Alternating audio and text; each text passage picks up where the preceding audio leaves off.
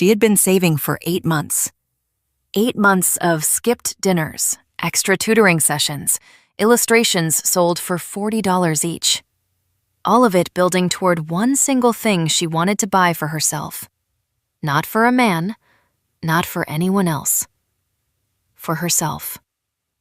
She walked into that jewelry store with $640 and a drawing she had sketched in the margins of a lesson plan. A simple gold chain, a crescent moon pendant. Something beautiful that she had decided she deserved. And the man behind the counter looked at her.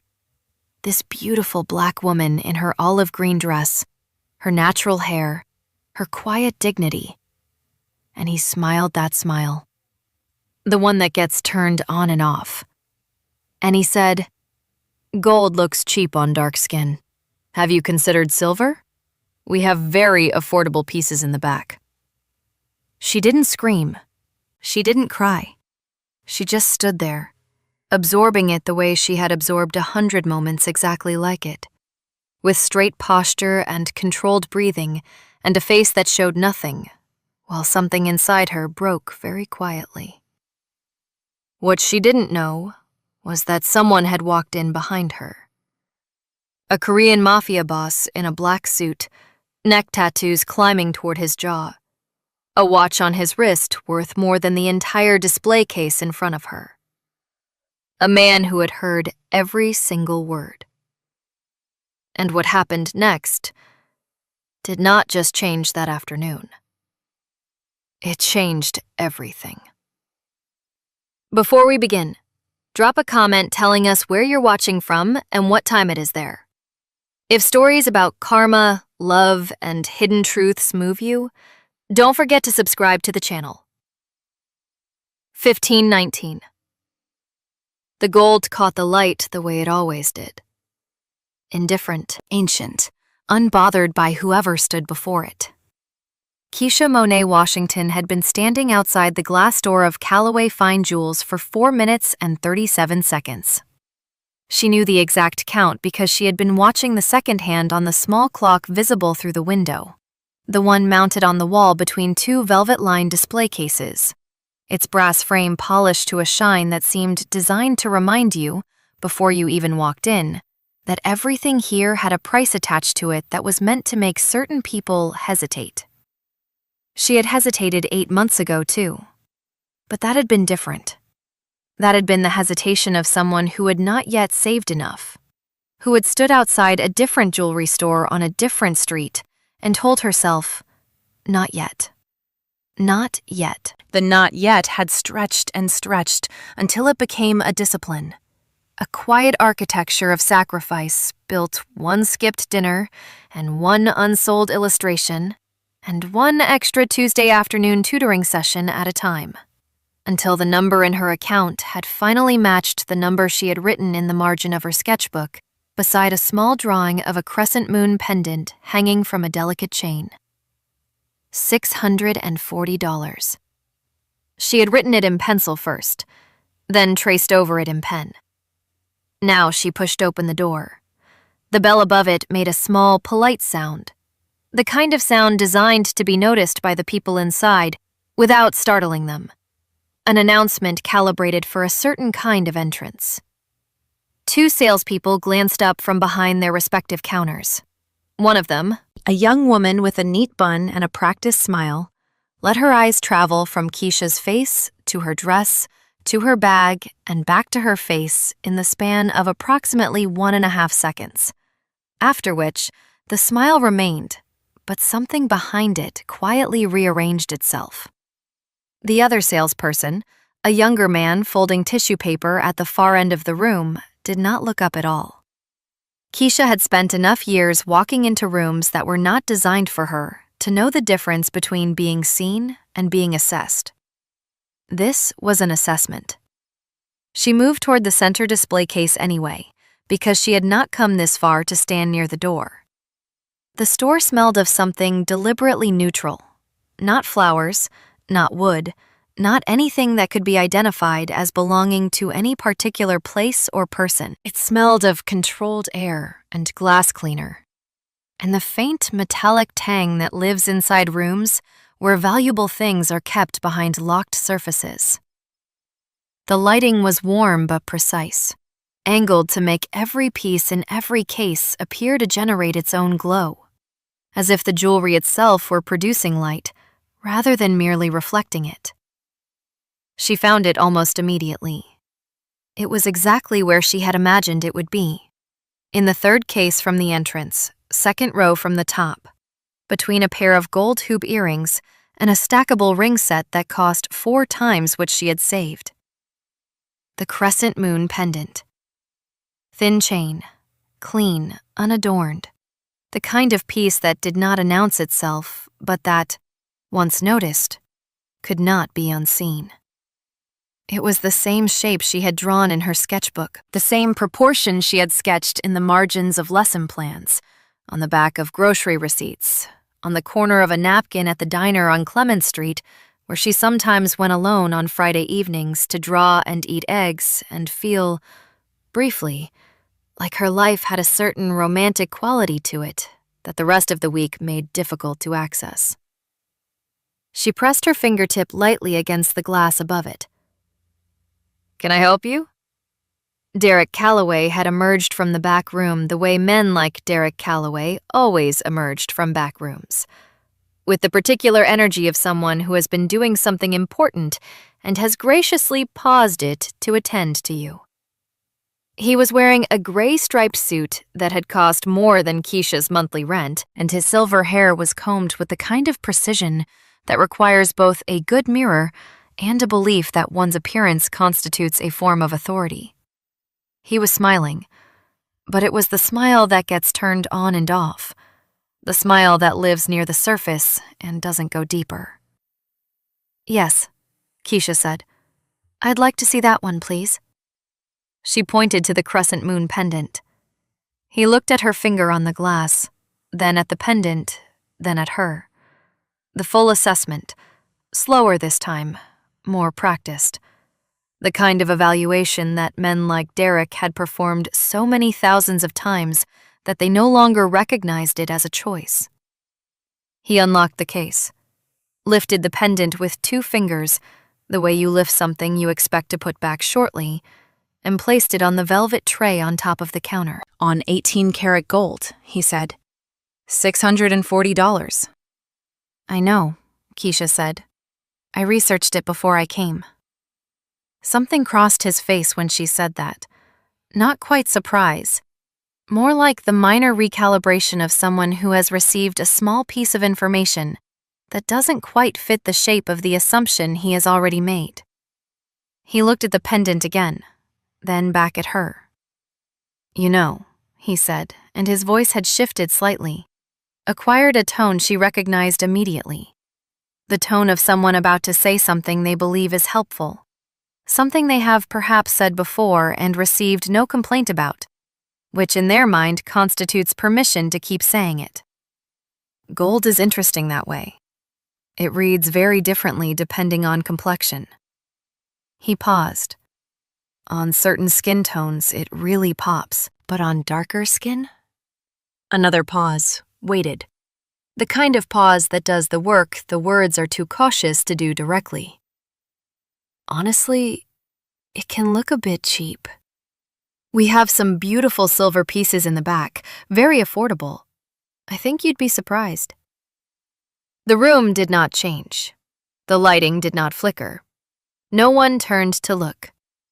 The young saleswoman with the practiced smile was helping a couple near the entrance, her back to them. The young man folding tissue paper was still folding tissue paper. Nothing moved. But something in Keisha's chest made a sound like a door closing. She had heard variations of this sentence her entire life. Heard it in classrooms, in offices, in stores. In the particular quality of silence that falls when she walks into a room and someone decides, in the span of a second and a half, what she is and what she is not. She had heard it so many times that some part of her had built an entire interior architecture around absorbing it. A system of controlled breathing and straight posture and deliberate stillness designed to process the impact without letting any of it show on the surface. Because she had learned, slowly and at significant cost, that letting it show only gave the person who said the thing an opportunity to say they hadn't meant it, hadn't said what she heard, were only trying to help. So she did not move. She stood with her hand resting beside the velvet tray and looked at the pendant and breathed through the thing that was happening inside her chest and prepared herself, as she had prepared herself 100 times before, to either leave quietly or to say, in a voice calibrated to signal no emotional disturbance whatsoever, "Thank you, I'll think about it." She was still deciding which one when she heard the door open behind her. The bell made its small, polite sound. And then, from somewhere just behind her right shoulder, a voice said nothing at all. Only the sound of measured footsteps crossing the floor. Unhurried. The kind of footsteps that belong to someone who has never in their life needed to adjust their pace to accommodate a room. Derek's eyes moved past her. And the smile, the one that got turned on and off, turned on again. Fuller this time. Genuine in a way it hadn't been before. "Mr. Park," he said. "What a pleasure." 15:30. Keisha did not turn around immediately. She had learned, over the years, that there was a particular kind of dignity in not turning around, in not reacting to the shift in a room's atmosphere just because someone more important had entered it. She had spent too much of her life adjusting herself to accommodate other people's arrivals, making herself smaller or quieter or less present so that whoever had just walked in could expand into the space she had vacated. She was done with that particular habit. So she kept her eyes on the pendant and her hand beside the velvet tray and let Derek's attention slide past her like water finding the path of least resistance. But she felt him. Not in any way she could have explained precisely. Not a sound, not a movement, not anything she could have pointed to and named. It was more like a change in the pressure of the room, the way the air shifts just before a storm that hasn't announced itself yet. A subtle rearrangement of the atmosphere that her body registered before her mind had formed a thought about it. Park Jin-ho had stopped approximately 6 feet behind her and to her right. He had been inside Callaway Fine Jewels twice before, once to commission the Audemars Piguet, and once briefly to confirm specifications. On both occasions, he had been in and out in under 8 minutes, which was the amount of time he generally allocated to transactions that did not require his full attention. He had not looked closely at the store on either visit. He had looked at what he came to look at and then left. But now he had stopped. Derek was already moving around the end of the counter, hand extended, the full performance activated, the warm handshake, the direct eye contact, the particular calibration of enthusiasm that luxury retail reserved for clients whose credit history justified it. "Your watch is ready. I was just about to call you. Exceptional piece. The finishing on the case came out beautifully. I think you'll be very pleased." Wait. One word. Derek stopped mid-sentence as though the word had been a physical object placed in his path. Jin-ho's eyes were still on the space between Derek and Keisha. Not on Keisha directly, not yet, but on the velvet tray on the counter, on the pendant resting on it, on the particular stillness of the woman standing beside it, whose posture told a story that her face was working very hard not to tell. He had heard everything from the door. He had heard the pause before the word cheap. He had heard the calibrated helpfulness in Derek's voice, the architecture of the suggestion. Silver, affordable, you'd be surprised. And he had recognized it the way you recognize a smell from childhood. Immediately, and without having to think about it. Because it lives in a part of the brain that exists below language. His mother had been spoken to in that voice. By shopkeepers in Seoul who saw a woman with rough hands and assumed she could not afford what she was looking at. By suppliers who smiled at his father and looked through his mother as though she were a window rather than a person standing in front of them. By an entire system of small, practiced condescensions that had accumulated over decades into something that had no single name, but that he had watched quietly dismantle her confidence one interaction at a time until she stopped going into certain stores, stopped reaching for certain things, stopped believing that beauty was something she was allowed to want without justification. She had died at 61. She had never bought herself anything gold. Jinho walked to the counter. He came to stand beside Keisha, not in front of her, which would have made her invisible, but beside her, which made them parallel, which was a different thing entirely. She turned slightly at his approach, and he saw her face for the first time. The controlled expression, the set jaw, the eyes that were doing the careful work of feeling nothing in public. He recognized that, too. He looked down at the pendant on the velvet tray. Then he looked at Derek. "This one," he said. "How much?" Derek blinked. The recalibration was visible. The slight adjustment of expression as he processed the question, which was unexpected, which did not fit the shape of the transaction he had been anticipating. 640. But as I was explaining to the lady here, for her particular, I heard what you were explaining. The sentence was not loud. It did not need to be. It landed in the room the way certain sentences land, not with force, but with weight, which is a different thing, and in some ways more difficult to recover from. Derek closed his mouth. Jinho turned his head slightly toward Keisha. She was watching him with an expression she hadn't fully assembled yet. The controlled public face had developed a small fracture somewhere around the eyes.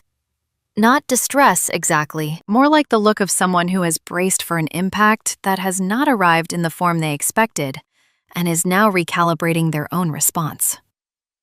"Show me everything," Jinho said to Derek. He did not specify what everything meant. He didn't need to. Every chain, every pendant, everything in gold. Derek looked at him, then at Keisha, then back at him. "Mr. Park, we have quite an extensive collection if you have a specific—" I said everything. There was a pause that lasted approximately 3 seconds, which in the context of this particular room and this particular dynamic felt considerably longer. Then Derek moved to the first case and began. Keisha stood still. She was trying to understand what was happening. Not the mechanics of it. She could see the mechanics clearly enough. A wealthy man requesting to see the inventory. A rattled shopkeeper complying. She understood the surface of it. What she was trying to understand was the intention beneath the surface. Because, in her experience, when powerful men inserted themselves into situations involving women they did not know, the intervention had its own agenda, its own transaction embedded within it, a cost that would present itself later in a form she hadn't agreed to. She was preparing herself for that cost. Jinho seemed to sense the preparation. He didn't look at her directly when he spoke, but his voice was pitched low enough that it was clearly for her. "You don't have to stay," he said.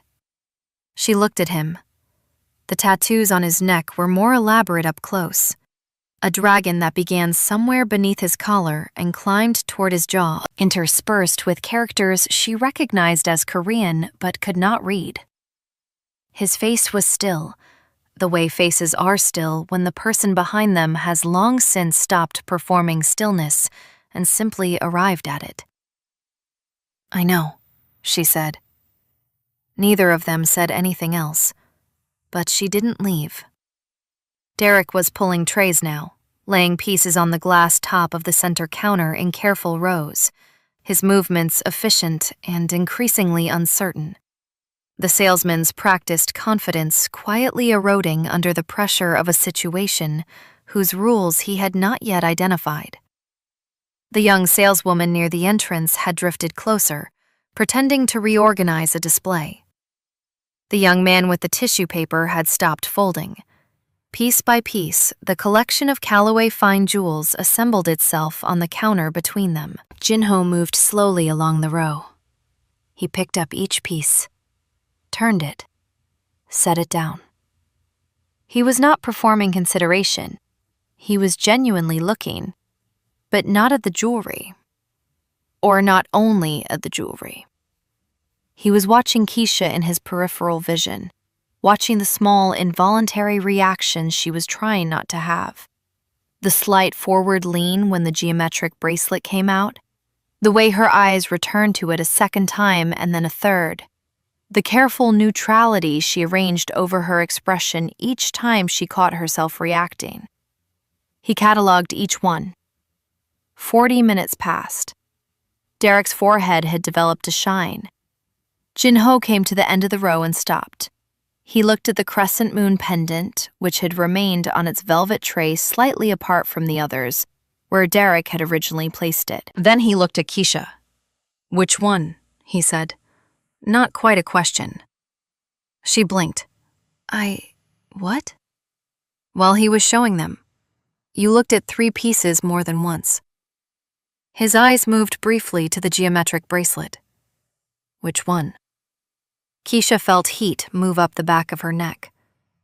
She was aware, suddenly and acutely, of how much he had been watching. Not in a way that frightened her, but in a way that was unfamiliar.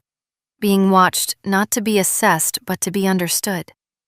The attention of someone trying to see what she actually wanted, rather than what they wanted her to want. She pointed to the bracelet without speaking. Jinho looked at Derek. "That one too," he said. 1532. Derek Callaway had been in the jewelry business for 22 years. He had sold engagement rings to nervous young men who came in with their hands in their pockets and left with small velvet boxes and expressions of terrified hope. He had sold anniversary pieces to older couples who moved through his store with the comfortable efficiency of people who had long since stopped needing to perform their affection for each other. He had sold estate pieces to collectors who arrived with appraisal reports and left with acquisitions. He had managed difficult customers, unreasonable returns, insurance disputes, a robbery attempt in 2019 that had lasted 4 minutes and resulted in a broken display case and a claim that took 7 months to process. He had never, in 22 years, felt quite this particular quality of discomfort. It was not fear, exactly. Jinho had not threatened him, had not raised his voice, had not done anything that could be described in any formal sense as intimidating. He had simply stood at the counter and looked at jewelry and made requests in a voice that carried the specific gravity of someone who had never in their adult life been told no by a room, and had accordingly stopped anticipating it. The tattoos that climbed his neck were not a threat. The Patek Philippe on his wrist was not a threat. The black card sitting on the corner of the counter where Jinho had placed it 20 minutes ago, without ceremony or announcement, was not a threat. And yet, Derek was calculating. He had been calculating since the moment Jinho said everything, running the numbers with the practiced instinct of a man whose relationship with money had become, over 2 decades, almost entirely automatic. The crescent moon pendant, the geometric bracelet, the 8 additional pieces Jinho had indicated without particular fanfare.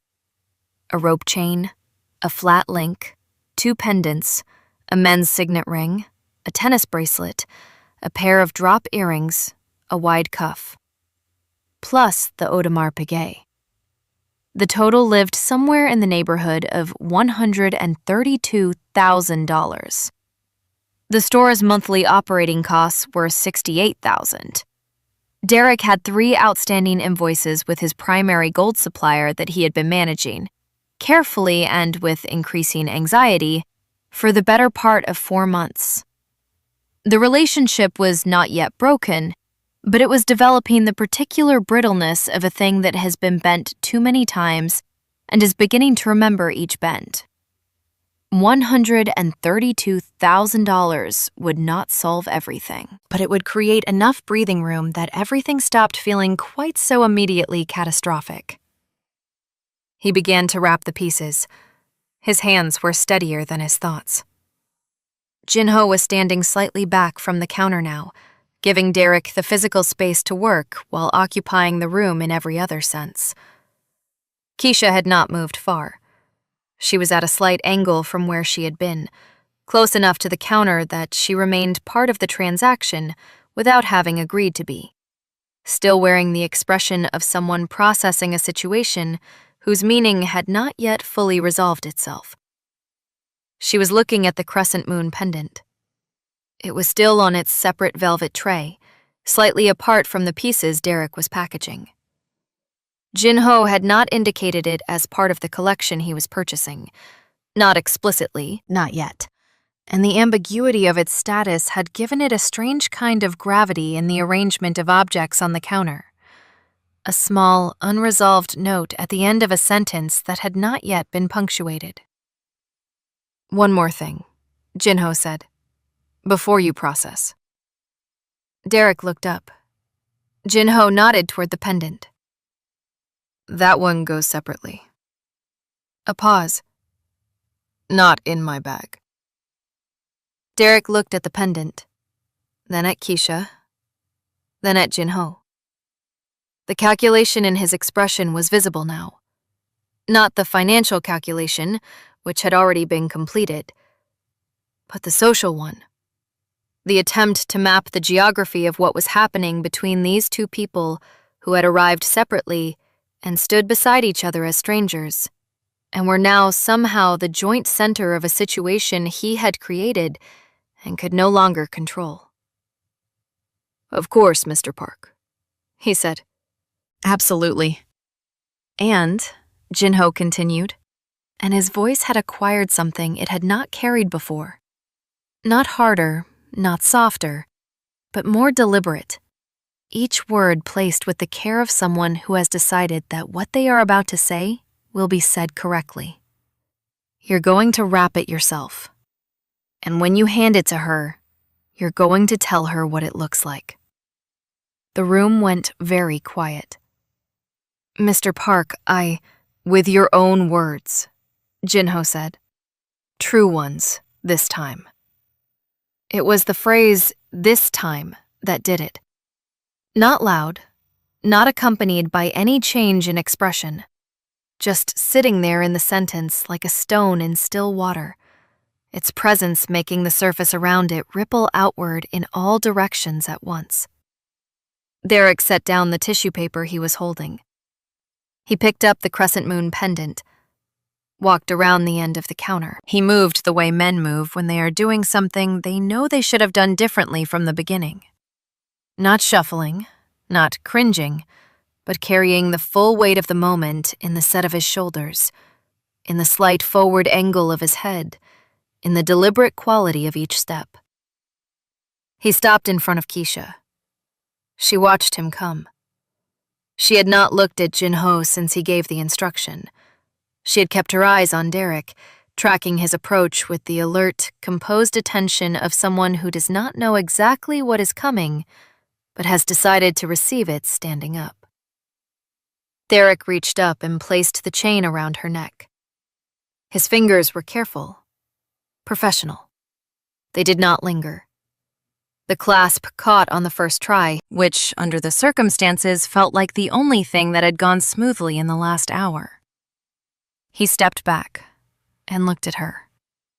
For the first time since she had walked into his store, Derek Calloway looked at Keisha Monet Washington without the filter of the calculation he had been running since the moment he saw her. Without the assessment, without the practiced architecture of a man sorting customers by what he believed they were worth before they opened their mouths. He just looked. The gold chain lay against her collarbone. The crescent moon pendant rested at the base of her throat, directly above the neckline of the olive green dress. And the warm light of the store caught it the way warm light catches gold. Fully, completely, without reservation, and threw a small reflection up along the line of her jaw. Derek opened his mouth, closed it, opened it again. "It's beautiful," he said, and his voice had lost the interrupter quality, the on-off quality, the practiced smoothness. What was left was just a man saying a true thing in a quiet room. The gold, it doesn't disappear against your skin. It lands. It's like it was made to be there. Keisha did not respond immediately. She turned to the small mirror mounted on the side of the counter, the one she had noticed when she first walked in, positioned at a slight angle beside the register for exactly this purpose, so customers could see themselves wearing what they were considering buying. She looked at her reflection in it. The pendant rested exactly where she had imagined it would, exactly where she had drawn it, in the margins of lesson plans, on grocery receipts, on the corner of a napkin at the diner on Clement Street. The chain caught the light. The crescent moon held its shape against the hollow of her throat, small and clean and entirely itself, and the gold did not look cheap, and it did not look borrowed, and it did not look like something that belonged to a different category of woman. It looked like hers. Because it was. She stood at the mirror for a long moment, long enough that the room held itself carefully around her, the way rooms sometimes do when something is happening inside a person that deserves space. Then she straightened, and the smile that she had spent years learning to hold back, the one that started somewhere behind her eyes before it reached her mouth, the one that had a quality of light to it that transformed the geometry of her face entirely, came forward. She did not hold it back. Derek saw it, looked away first. Jinho was already moving toward the door, the bags from the transaction held at his side with the same indifference with which he held everything that had already been decided. He had not watched her at the mirror. He had given her that moment without inserting himself into it, which she would think about later and not be able to fully explain why it mattered as much as it did. She turned. He was almost at the door. "Wait," she said. He stopped. Not slowly, not with hesitation. He simply stopped, the way he did everything, with the complete absence of the small, performative delays that most people inserted into their movements to signal that they were considering, processing, deciding. He just stopped and turned, and the turn was unhurried and complete, and he looked at her across the store with the same dark, unblinking attention she had noticed when he first came to stand beside her at the counter. Keisha walked toward him. She was aware, as she crossed the floor, of Derek behind her still standing near the counter, of the saleswoman near the entrance who had abandoned all pretense of doing anything except watching, of the young man who had long since stopped folding tissue paper and was now simply present in the room in the way that witnesses are present. Not participating, not interfering, just there, recording. She was aware of all of it, and she let none of it alter her pace. She stopped 3 feet from Jinho and looked at him directly. Up close, the tattoos on his neck were more than decoration. They were a record. She understood that now, looking at the density of the work, the way each element connected to the next without interruption. A continuous document written in ink across skin that had decided, at some point, to stop keeping its history invisible. The dragon moved with the line of his jaw when he held it a certain way. The Korean characters disappeared into his collar and presumably continued beneath it, down into the landscape of his chest and shoulders. A private geography that the suit covered but did not erase. His eyes, up close, were not cold. She had thought they were cold from a distance, but they weren't. They were still, which was different. Stillness and coldness resembled each other from far away, but were entirely different things to stand in front of. "Why?" she said. He didn't pretend not to understand the question. He didn't deflect it or reframe it or answer a different question in its place, which was the most common way people avoided saying true things out loud. He was quiet for a moment. Not the silence of someone buying time, but the silence of someone choosing language carefully. The way you choose language when what you are about to say has not been said out loud before, and you want to get it right on the first attempt. "My mother sold fruit," he said. "Street stall in Seoul. 31 years, the same corner, the same hours. She knew every customer by name. She remembered what their children liked, what their husbands couldn't eat, what the old woman on the 4th floor needed on the days she couldn't come down herself." He paused. She never bought anything for herself. Not once in all those years. Every time she got close to it, something stopped her. The cost of the stall, the rent, my school fees, one thing and then another. But underneath all the practical reasons, there was something else. Something she'd absorbed so slowly she didn't know it was there anymore. Another pause. The belief that beautiful things were not made for her. Keisha was very still. "She died at 61, Jinho said. "There was money in her account when she died. Enough. More than enough. She had just never found a day that felt like the right day." The store around them had ceased to exist in any meaningful sense. Derek behind the counter, the saleswoman near the entrance, the young man with the tissue paper. All of it had receded to the edges of the moment. Present but irrelevant. Furniture in a room where the only thing with any weight was the conversation happening in the center of it. "I heard you tell him you'd been saving for 8 months, Jinho said. "I heard it from the door. You told the other salesperson when you first came in." His eyes moved briefly to the pendant at her throat, then back to her face. 8 months for something you wanted to buy yourself. Not for anyone else. For yourself. That's... He stopped. Considered. That's not a small thing. Most people can't hold a want that long without letting something talk them out of it. Keisha felt the back of her throat tighten. She did not let it become anything visible, but she felt it. "The bracelet is paid for," he said. "It's in the bag with the others. You don't owe me anything for it, and I'm not going to say I hope you enjoy it, or any of the other things people say when they want you to feel obligated by their generosity." His voice was level and direct and entirely without performance. "I bought it because I wanted to and because I could. That's the whole reason." "That's not nothing," Keisha said quietly. "What you did in there." "No," he agreed. "It's not nothing."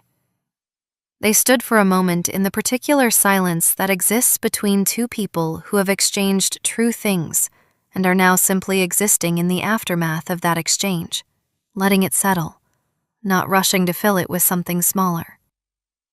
"I'm Keisha," she said. "I know," he said. "You told the other salesperson your name when you came in. For the receipt." She almost smiled. "You heard a lot from that door." "I was standing there for a while," he said, and something moved briefly across his face. Not quite a smile, but the shadow of one.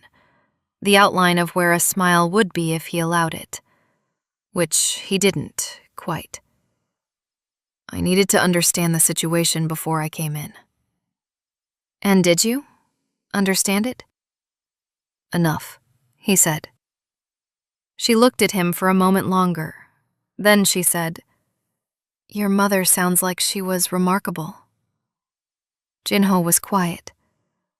The not-quite smile returned, and this time it stayed a fraction of a second longer before it dissolved. She was ordinary, he said, in the specific way that makes someone extraordinary once you understand what ordinary actually costs. Keisha understood that. She understood it in the part of herself that had been getting up before dawn to finish illustrations before school, that had been eating lunches packed from home for 8 months, that had been quietly and persistently building something in the margins of a life that didn't always make space for it.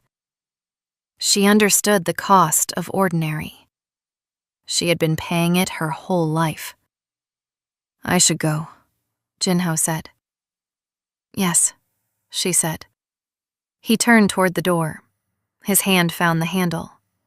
The bell made its small, polite sound as the door opened, admitting a brief rectangle of November air, cold and gray and carrying the smell of the street outside, exhaust and coffee and wet pavement and the unremarkable ongoing life of a city that had no idea what had just happened inside this particular store on this particular Tuesday afternoon. He was halfway through the door when she said, Thank you. He paused. Not turning back, just pausing. The door held open with one hand, the November air moving around him. You would have bought it yourself, he said. You already had the money. You were already there. A beat. I just made sure nobody took that from you before you got the chance. Then he was gone. The door swung closed. The bell rang once more, softer on the return. And then the store was quiet. Keisha stood in the center of it for a long moment. Derek had not moved from behind the counter. The saleswoman near the entrance was looking at the floor. The young man with the tissue paper had found something to do with his hands again, finally, though he was doing it slowly and without conviction. She reached up and touched the pendant at her throat. The crescent moon was warm from being against her skin. She turned and walked to the door without looking at Derek again, without saying anything to anyone, without any of the small social rituals of departure that she usually performed, because she had been taught that her presence in certain spaces required apology upon arrival and gratitude upon exit. She just walked to the door and opened it and went through it into the November afternoon. And the bell rang behind her for the last time. And she was outside, and the air was cold, and the pendant was at her throat, and the bracelet was in a bag on her arm, and she was entirely, completely, uncomplicatedly herself. She stood on the sidewalk outside Callaway Fine Jewels and let the cold air move around her. She did not cry. She had expected in some vague anticipatory way that she might. That the accumulated weight of the afternoon would find its release in the privacy of the street. But what she felt was not grief, and not relief, and not even joy exactly. It was something quieter and more durable than any of those things. It was the feeling of having stayed. Of having stood at that counter when every learned instinct had been telling her to make herself small and disappear, and having stayed anyway, and having let something true happen in front of her, and having received it without immediately converting it into debt or obligation or suspicion. She had just stood there and let it be what it was. 3 weeks later, a plain envelope arrived at Jefferson Elementary School, addressed to Ms. K. Washington, Art Department. Inside, a card with no name, a street address in the Mission District, and 7 words written in careful, even handwriting. The walls are empty. The gallery needs an artist. Keisha sat at her classroom desk for a long time after reading it, her students filing out around her into the Friday afternoon, their voices moving down the corridor and fading. The card was small. The handwriting was even. The words were simple and specific and entirely without ornamentation. She turned the card over. On the back, in the same handwriting, one more line. You already had the money. You were already there. She read it twice. Then she opened her desk drawer, took out the sketchbook she kept there, the one with the crescent moon drawn in the margin on page 43, traced first in pencil and then in pen. And she placed the card inside the front cover. She picked up her phone. She looked at the address on the card. And for the first time in a very long time, Keisha Monet Washington did not hesitate. If this story moved you, take a moment and ask yourself honestly, have you ever walked into a room and felt someone decide what you were worth before you even opened your mouth? Have you ever swallowed something that should have been said out loud, not because you didn't know the words, but because you'd learned, slowly and at great cost, that saying them wouldn't change anything? And has anyone ever seen that, really seen it, and chosen to stand beside you anyway? Not to rescue you, but simply to make sure no one took from you what was already yours. Tell us your story in the comments. We read every single one. And if you believe in stories about dignity, justice, and the quiet power of being truly seen, don't forget to subscribe to the channel.